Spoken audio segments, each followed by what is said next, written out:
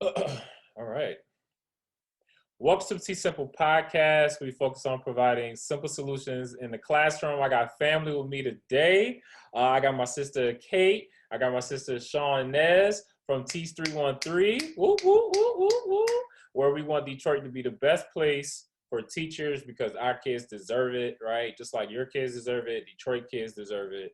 So we've been cold in the D, chilling, working, teaching, but now everyone's an instructional coach now. So people are giving consultations and giving advice like boss ladies. And I definitely want to talk about just like that confidence that you have.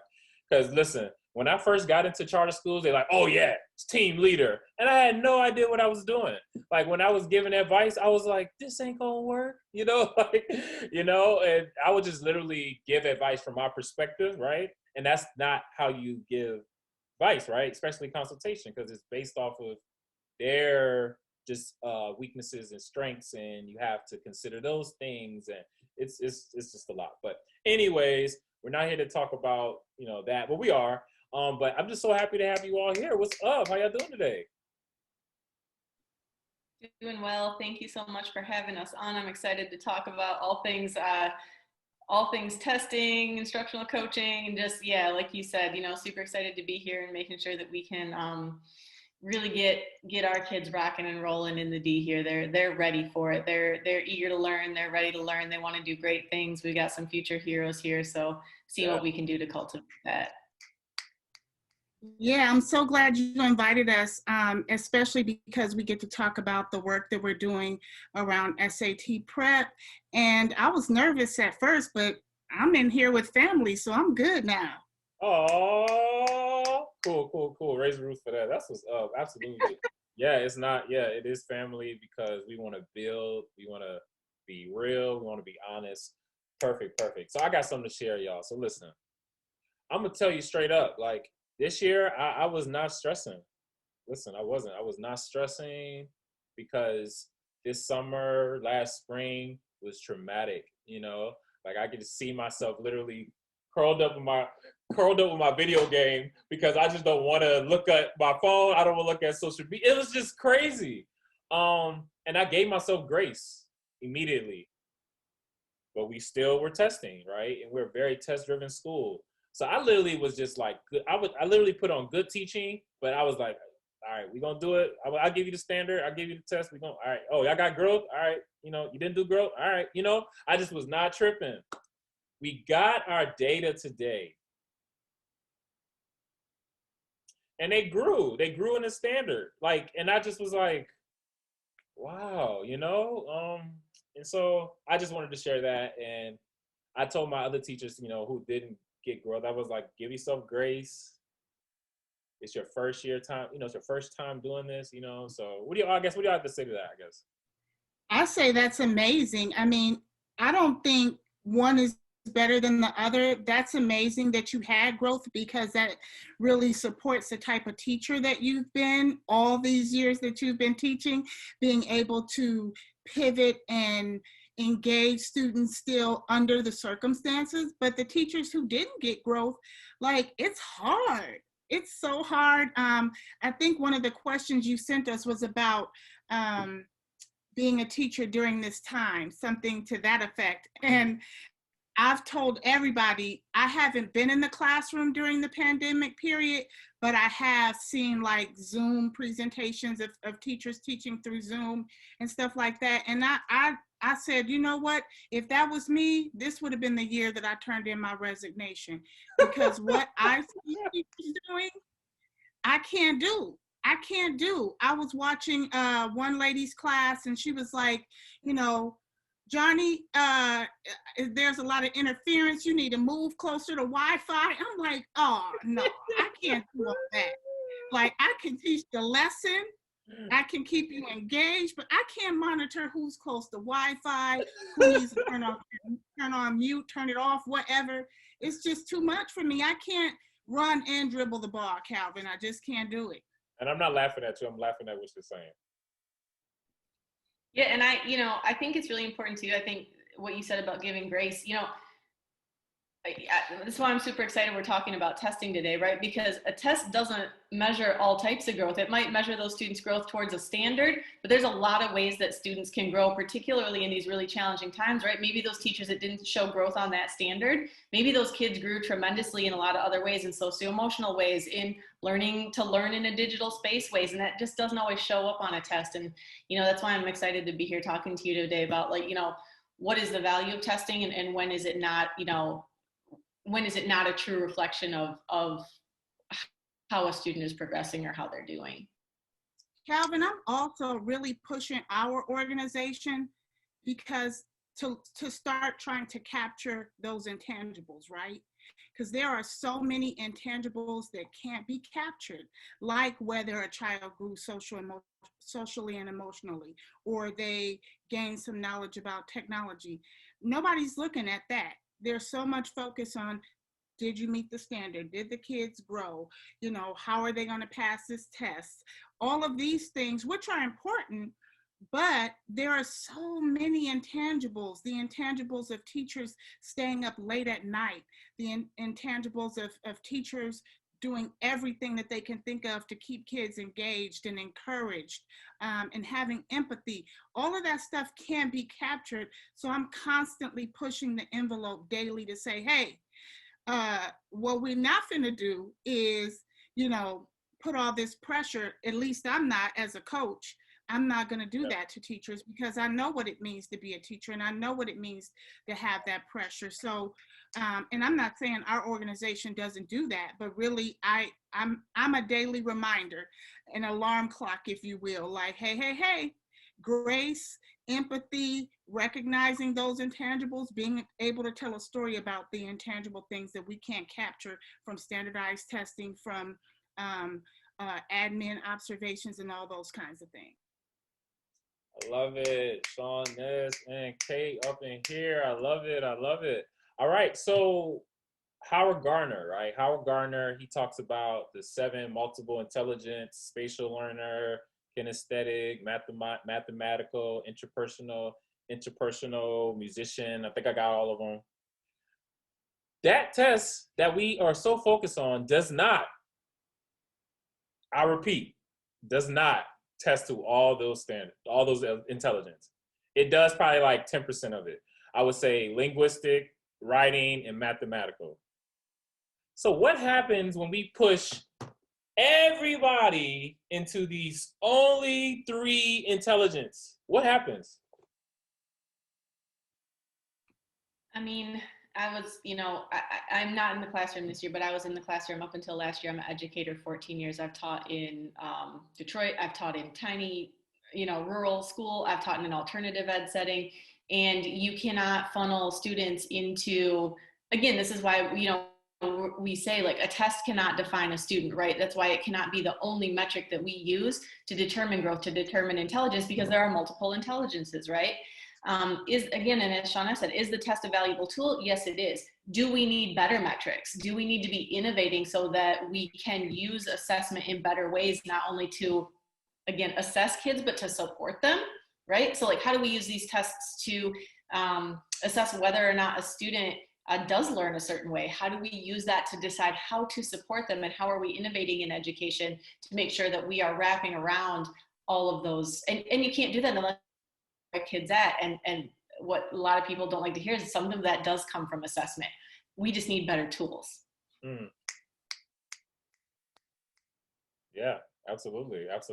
And I think of equity, right? I feel like this whole year it was about equity, because we think everything is equality, right? Give everybody a laptop, get everybody a $600 stimulus check, and they're gonna be all right. You know what I'm saying? They're gonna be all right.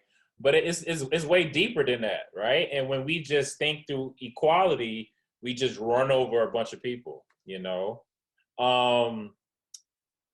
So what do your organization do, and what's the significance of it? So our organization is a nonprofit organization grounded in diversity, equity, and inclusion. So our focus is to provide standardized test prep to 11th grade students primarily who traditionally have not received equitable test prep. And so that looks very different. We work with school districts, we work with individual schools, we work with nonprofit organizations like after school programs, like TRIO programs, for example, and we provide a curriculum and support for teachers to help students prepare for these assessments that, especially in Michigan, you're going to have to take to apply to college. And there's a lot of great conversation around that now with test optional, test blind, and I'd love to get into that a little bit more. And I want to give Shawness also, I know I didn't hit everything in that little brief summary too, so I want to give her a chance to pile on with, a little bit more of what our organization. Yeah, that was a good start, Kate. So we have so many meetings every day, Calvin, and there is really a strong focus around thoughtful best practice and intentionality, and making sure that us as a diverse organization, and especially like Kate and I, are always caping for Detroit. Like, we're always trying to represent, we're always trying to give people context about Detroit. We're always talking about how unique a place Detroit is and how unique our educational system is, and always just lifting that up, because when we say Detroit is unique, I feel like most people are like, whatever. That's what everybody says about wherever they're from. But it's true. Detroit is unique. And because we've had an opportunity to work with the public school system here, the rest of the team has been able to observe firsthand how unique Detroit is in so many different ways. Yeah, absolutely. Absolutely. And so let's get into the teacher tip of the week.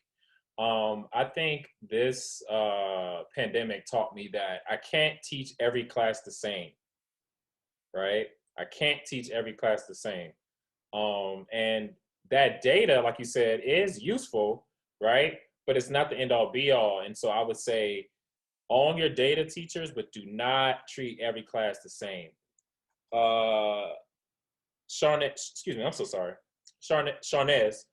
what's your teacher tip? And then Kate. So my teacher tip is that there's power in vulnerability. So we know that now more than ever, our students are struggling, and so are we. So we shouldn't be afraid to let them know and to share in some of those same struggles, whether it be attitude, technology, or just sheer exhaustion. There is definitely power in vulnerability. And I see that every day when I'm coaching the teachers. Like, I let them know I've been in the classroom, I'm tired too. Like, we are all in the same boat. And so if you're not showing yourself grace, I got some grace for you. Oh, man. Kate, oh, man, I love that. So mine actually comes from one of my favorite books, and it was the movie, but the book's way better as usual, which was The Hitchhiker's Guide to the Galaxy. And it's just 2 words. It's on the cover of The Hitchhiker's Guide to the Galaxy, and it says, "Don't panic," right? I really think that teachers have been feeling panicked since the days that school closed and they had to hop on the Zoom or Teams or whatever it was. I know I was there. I was in the class there in Mumford High School in Detroit. And I panicked, right? I panicked because all of a sudden my kids weren't showing up. I was worried about them. Was I doing a good job? Do I know how to do this? Don't panic, right? Like, go back to those best practices, those things that you grounded yourself in your classroom. Go back to like your flavor of teaching, how you connect with those kids, how you build those relationships. Go back to your why, like, why are you a teacher, right? And then figure out how to translate those, like, one little bit at a time into this new space. Like, you're not going to be able to do it all at once. Don't panic. What is the most important things for kids to have from you right now? Get in touch with that and deliver that to them in the best way that you can. And we're all going to get through this. Growth or no growth, test or no test, right? We're going to get through this. But the best thing we can do is, like, don't panic, because your kids need you, right? Yeah, and the leaders who panic, it didn't work out. I feel like this entire year, it was about the theme of the leader. Like, if he was a good leader, a lot of people were saved. The lives were saved to COVID. If he was a poor, okay, you know what I mean? And it's crazy, right? Just so going to like consultation and being an instructional coach, right? Parents literally were educators this year. They literally switched and they had to become teachers, and they didn't know what to do, right? You know, they didn't know how to assess their scholars. They didn't know how to fill in the gaps, right? You know, we give them homework. Sometimes they're like, okay, I remember this when I was, but this is, you know what I mean? So how important is like an instructional coach now for like parents? Like, and are you all providing those services? And I say that to say because I'm finding that teachers, we get so caught up in the test, right? We don't know what to do with that data, right? Because we don't know how to find the gaps and teach the gaps sometimes, right? We don't also know how to teach the parents how to, like, you know, work around those gaps and how they can supplement and add books and maybe change this setting so they can, you know. And it's like, I feel like it should all be holistic, but it's just so focused on the teacher sometimes. I don't know. Anybody, please, what do you have to say to that? I'll say this, we don't work directly with parents. We do interface with the teachers often. And so one of the things that we do is use that academic approach data that they get for the testing to help them see where the gaps are, see what students are doing well in what areas, adjust their pacing guides to reflect what should be next or what they should focus on in regard to the testing. I wish that we could do so much more, but really when we get away from that instructional coaching piece, we go off the rails. So we try to be very minutely focused on that instructional coaching piece and really helping teachers read the data, understand the data, apply what they've learned from the data, and just really be super focused on that. Beautiful, beautiful. Yeah, and I second that. I think instructional coaching is a really specific thing. And I also think too, like what's hard to remember is parents have been thrown into that role, but they're not trained teachers, right? There are certain conversations that go on in the realm of instructional coaching. And I hesitate to say that, right? Because like my dad taught me how to work on a car, like my mom taught me how to knit, like, so I shouldn't say parents aren't teachers but they're not teachers in the classical sense, right? So when we talk about specific pedagogy or practices, right, that I mean it in that way. I absolutely think that parents are teachers, but there are certain conversations that we can have with a trained teacher that it would be really challenging to have with a parent. And as Shawness said, when we broaden our scope too much, we become less effective, right? So I think for me, my focus of my work is how can I have the greatest impact on students and community by being hyper-focused on the specific work that I'm trained to do. Love that. Love that. Calvin, I just want to say too, like parents nowadays, not taking away from anything that they've experienced, but at least they have the internet. When my daughter, who's now 29, when she was in school and I got that, the MEP test or whatever test it was, and I got the printout of where she failed, what percentile, I was like, what the heck is this? I don't know what this means. I had to like study it, get some help in reading it because I didn't know what it meant. She was great, but still just, you know, deciphering that information and then, but I still had questions, you know, trying to figure out, okay, the areas where she scored lower, how can I help her? But at the time I was working with early childhood programs, I wasn't familiar with things like fluency and decoding. I didn't know what that meant. And because I didn't know what it meant, I didn't know what to do. So I can absolutely empathize and sympathize with parents who are trying to navigate these waters. I just think we just got to be more proactive. You know, I just think we definitely have to have a proactive mindset. You know, everybody's situation is different. You know, I have kids who are literally learning while taking care of their siblings, you know. I called one mom, she was like, yeah, we haven't had Wi-Fi for 2 weeks. That's why they haven't been there. And she just said it like, I was like, yeah, all right. Like, it's so, again, like losses, right? It's like so many things this year. We just was like, yo, we can't control that. We can't control that. We can't control that. We can't control that. We can't control that. So we're not going to worry about it, you know? So what has the pandemic taught us about the significance of the standardized tests, the SAT, the ACT? What has the pandemic taught us about it? Anybody? All right. So I think what they've taught me for sure is that we are using these tests as an endpoint rather than a place to start. Right. So we're saying this kid takes this test at the end of their junior year, and that's what determines what colleges they get into, and that's what determines the course of their life. Right. That is, in my opinion, the wrong way to use a standardized instrument. Right. Why aren't we using these as a starting point? This is where this is a snapshot of how this student performed on this day, and a reasonable estimate of maybe where they're at on particular skills.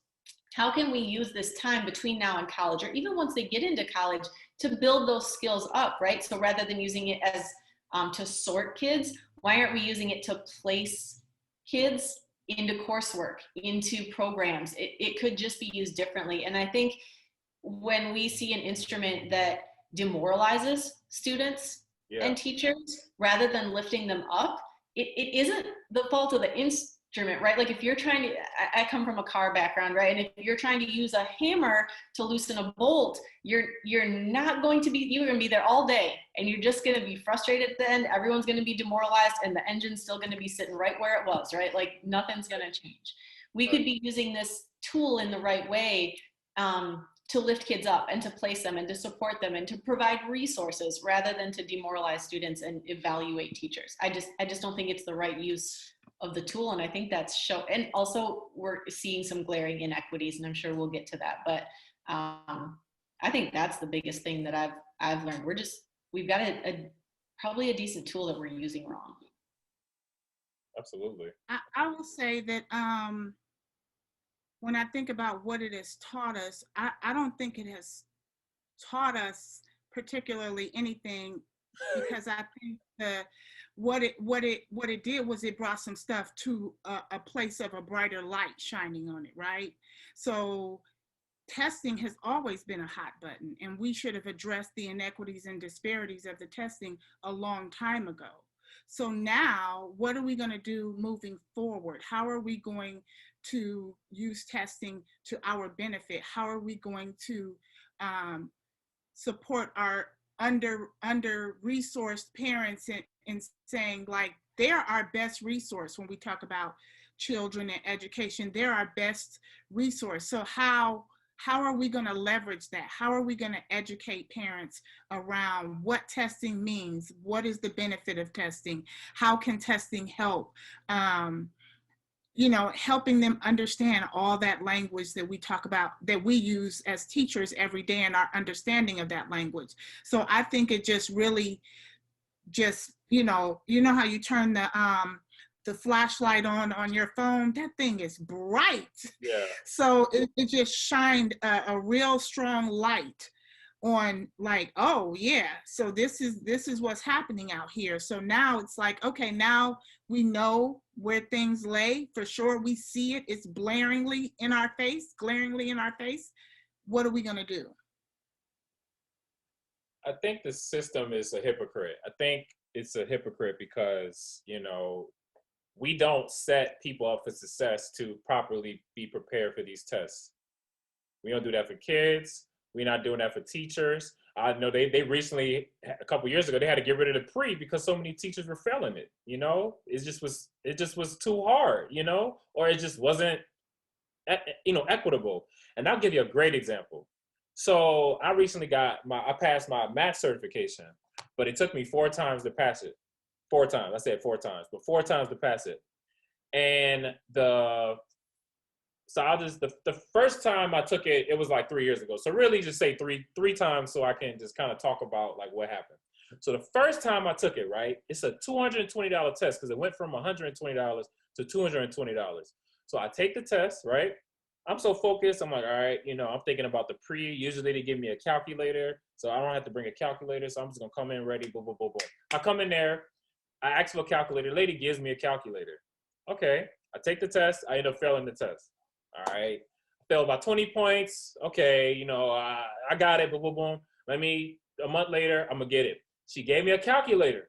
So I'm thinking, I don't have to bring a calculator. Get there, second day, I sign up.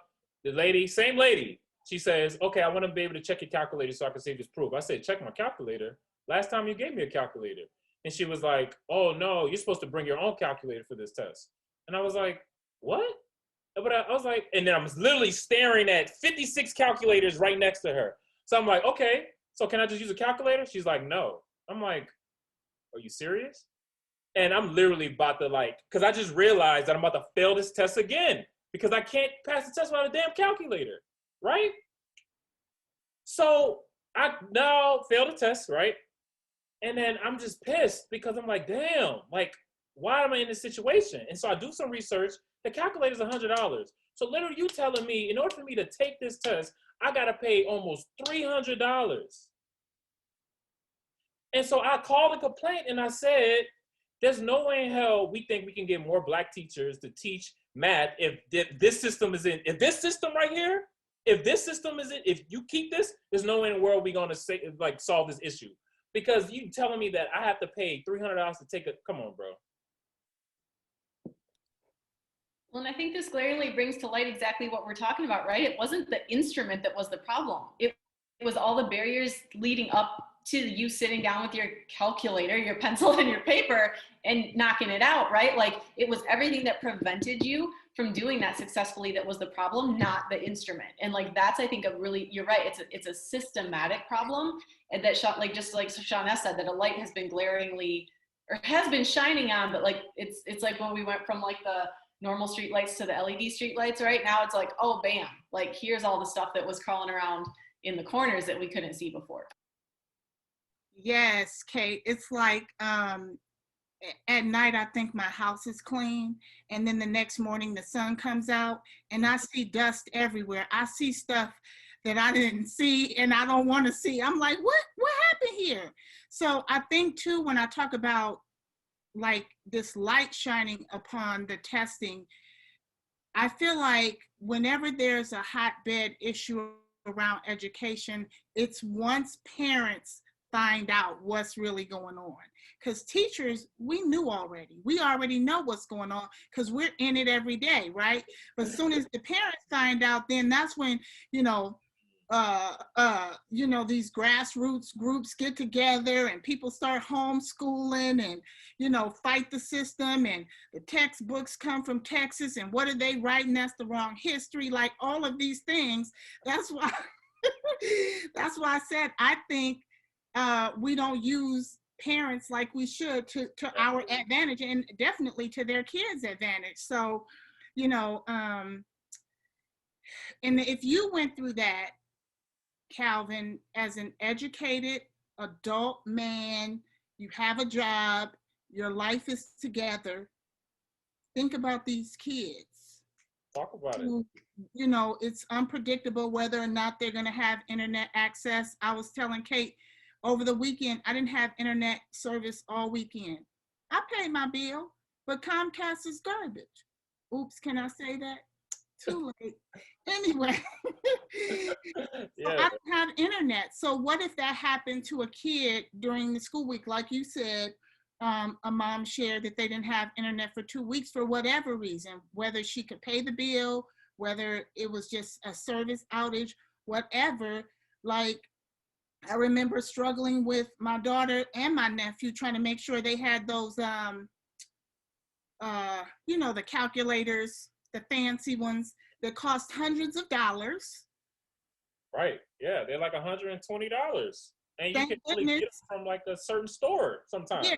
Yeah. Thank goodness for grandparents, aunties, sisters, brothers, cousins, but everybody doesn't have everything. Everybody doesn't have the same access to resources. Yeah, and I just wanted to lift that up too really quickly, because this is where I come to that idea of we got to do better. The instrument or the test or whatever you want to call it is not the only problem, but that doesn't mean it's not problematic, right? Right on the math part of the SAT, it says all problems can be solved without a calculator.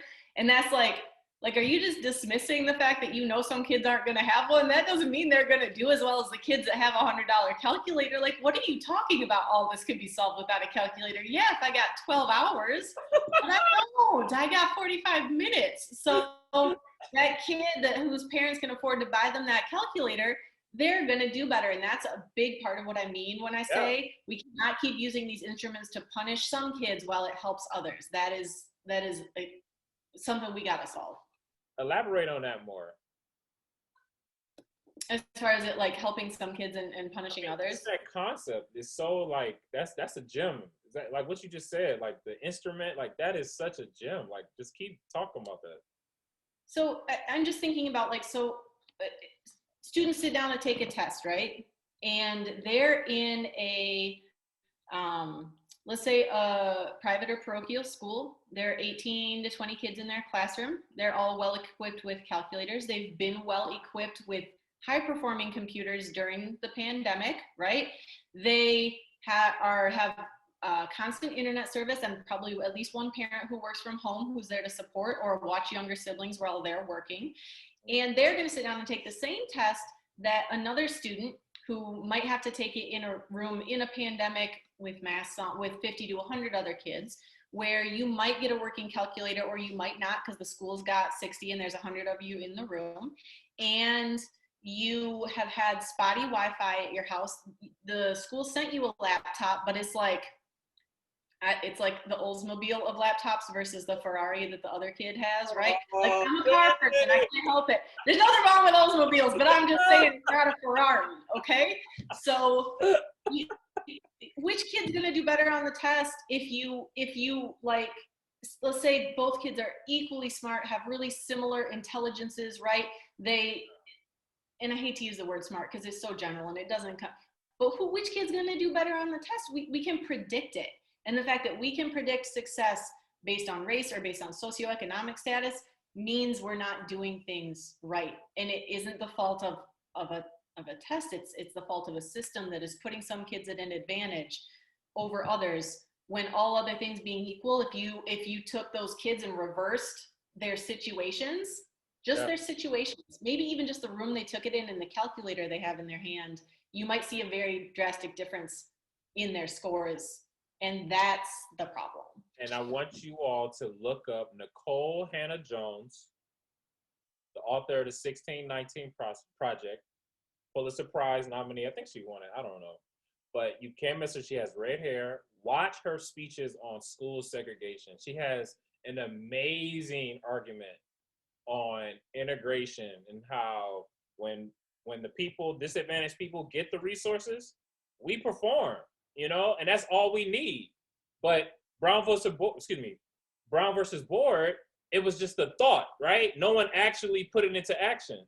The South fought it. They had to literally get the courts to segregate, right? Ruby Bridges, you know what I'm saying? They fought. You understand what I mean?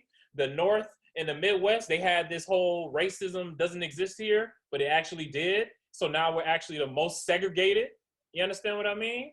And so it's all about the money, man. It's all about the money. It's all about property tax, Nicole Hannah-Jones, and I'll end on this because I want us to talk about the solutions before we go.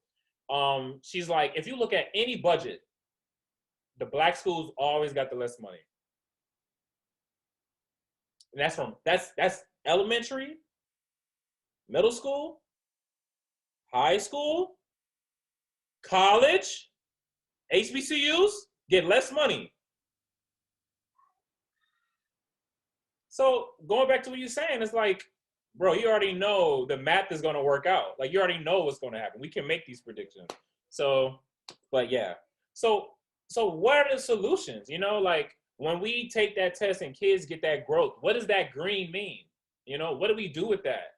And the achievement gap, does that shit really exist? Like, do we really need to walk up to that? Work towards that? Or do we just create our own? Anybody? I think it's a good idea for teachers to come together and start creating their own whatever it is, right? Wow. Because nobody knows what best practice is better than we do. Yeah. And so the other thing I'm thinking about is that's a solution that could actually happen right now is calling parents together. So say April 13th is the SAT, and there should probably be more than one meeting. So there should be a pre-SAT meeting with parents to introduce them to the testing.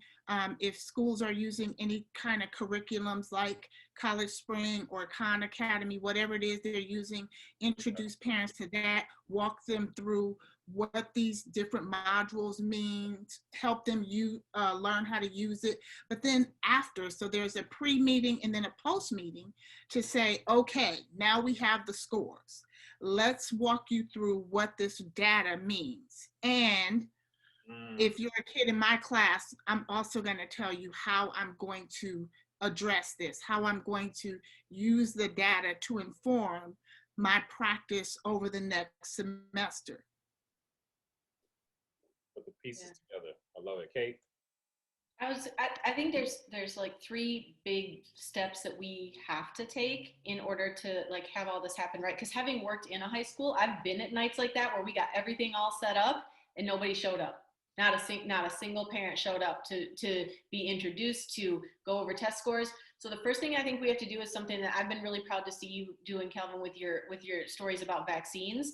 There is just as much skepticism and distrust, and it is founded in history, and it is well deserved around education as there is around medicine, right? So the first thing we need to do is say, okay, we need to acknowledge that history. We need to say this has been used for less than stellar purposes and in less than stellar ways throughout history. But here's what we're trying to do right now, and we are asking you to look at what we're saying, not put the history aside, but learn from it with the intention of helping our kids, right? So just like with getting a vaccine, vaccines help people. How can we make these instruments and this education help people? Second thing we need to do is, you said, what do we do with that data? We just said it. We allocate resources. Look at who's in the most need, and you allocate the most resources there, not the least, right? So or shut the school down. Well, right. The solution, close down failing schools, right? Like, well, what do you do with those kids? You just made someone's class sizes twice as big. Like, that is not how you allocate. So when we see that there is a school that's struggling, it's very likely not the teacher's fault, and it's definitely not the kid's fault. It isn't the parent's fault, so we need to push more resources there, not less. I think that's the second thing. And then I think the third thing is, like, stop holding teachers accountable for a system that's inequitable. Like what in Michigan, 25% of your teacher evaluation is standardized testing. You could be the gym teacher. I'm not kidding. And I think they wanted to bump it up to 40% in 2019, and I think it only didn't happen because of the pandemic. So don't quote me on that. I know it's at least 25%. And there are different ways that you can tweak that as a teacher, but if 25% of your evaluation is based on data, you as a teacher are being punished with an instrument that is supposed to be used, or we should be using, to help kids and to help schools get resources and to help build trust so that more kids have more opportunities at higher education. And that's the simplicity, y'all. Teach 313 up in the house, but I got a bunch of expert educational consultants giving advice. I got my sister Kate. I got my sister Shawness. Where can they find you? What you all got coming up? And what do you all want people to get from the podcast? So let's start with what do you want people to get from the podcast? Where can they find you? What you got coming up? Anybody?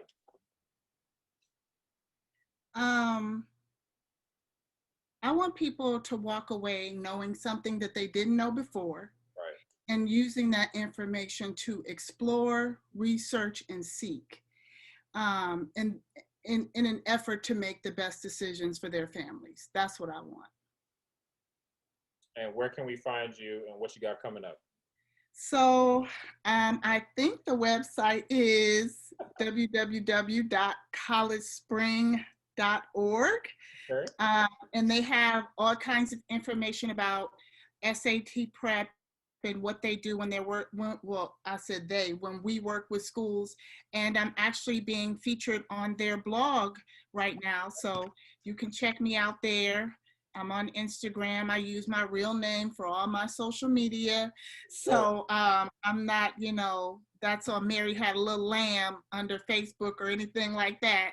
I'm out here as my real self. So. Period. Yeah, and unlike Shawness, I taught high school, so I'm not out there as my real self on social media. But you can certainly find me by my real name on LinkedIn or again on College Spring's website. I really like the question, like, what do you want people to get from the podcast? I think part of it is a lot, like I just said, I think we were learning a lot about how we have to acknowledge history, especially like histories that impact specific groups of people in negative ways, but then we have to figure out how to change that history moving forward and not repeat the same mistakes. And I hope people will take that away from here with testing. I don't think standardized testing is going away. My personal belief is I don't necessarily know that it should, but I do think that we can do better. And I really want people to take away that, like, really what we're talking about here is, I mean, think of the test like a mirror, right? We're holding it up and it's showing us some glaring inequities in education. It's showing us the things that are leading to some kids doing well and some kids not. And it is, as we talked about, there are lots of different types of intelligence. It is not necessarily reflecting how smart or capable those kids are. It's reflecting a lot of inequity in the educational system, and that is a place where, as Shawness said, like, get your people together and start asking and demanding change for your kids, for our kids in Detroit and everywhere. Love it, y'all. Thank you all so much for coming on the podcast. So many gems, great conversation. I hope it was well worth it. Wait, I hope I definitely did a good job, because I'm trying to represent y'all, because y'all like the fellows and I'm like the fellow. So I'm just trying to make sure I'm a nice fellow for the fellow. Okay. All right, y'all.